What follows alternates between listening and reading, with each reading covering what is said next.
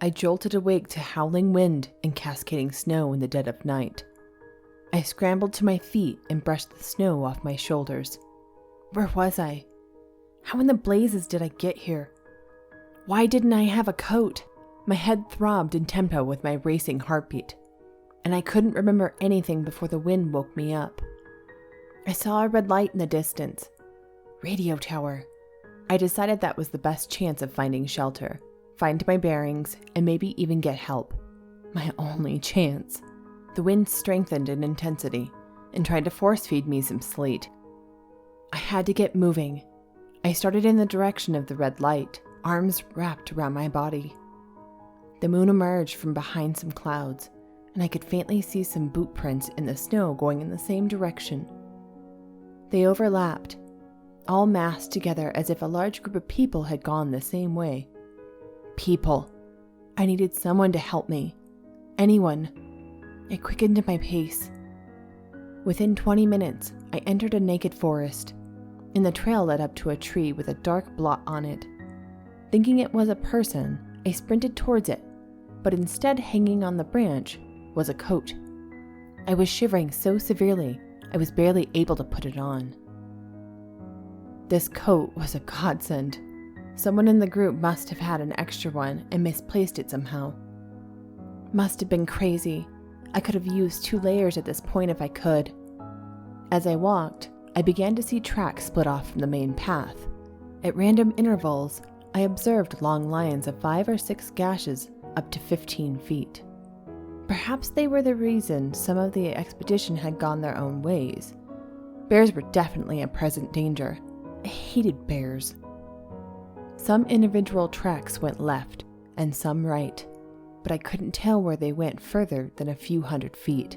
None circled back to the main route. I opted to ignore the prints of the deviants and continued uninterrupted safety in numbers on the straight path. The tower had been this way before I had lost sight of it, right? I walked, and I walked some more, and I lost track of time.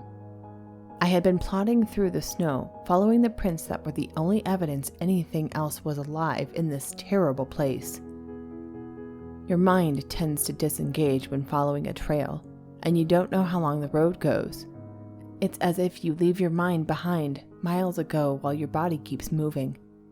With a start, I saw the prints begin to disperse like a rake shape, though still in the general direction of the tower.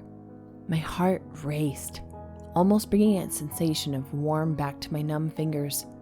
Should I follow the straightest set of tracks? Should I break to my own path? I chose the straightest path. Visibility was so low I could only see 20 feet in front of me. I froze when I saw the boot print turn into a body print and a skid over the edge of a cliff. Creeping forward, I saw a dark form at the bottom. Someone had fallen. I was energized by more than self-preservation now. I had to help him, get him out of this forsaken wasteland. I scrambled backwards, and I flew down the hillside to the bottom of the cliff. The man didn't have a coat or a pulse. What a fool. I turned him over and saw my face, still and cold, certainly not at peace. I recoiled and I bolted as fast as I could down the mountain. No. I realized as I sprinted, not caring where I was going, that all the tracks matched. They matched my footprints. How many times have I died here?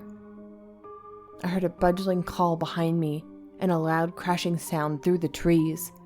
Whatever had gashed those trees earlier, it had likely killed me numerous times, and it was craving for another opportunity. I looked back to see those beasts over my shoulder. My foot caught on a log before I could see anything more than a white mass. I tripped headlong down the steep hill and felt my neck snap.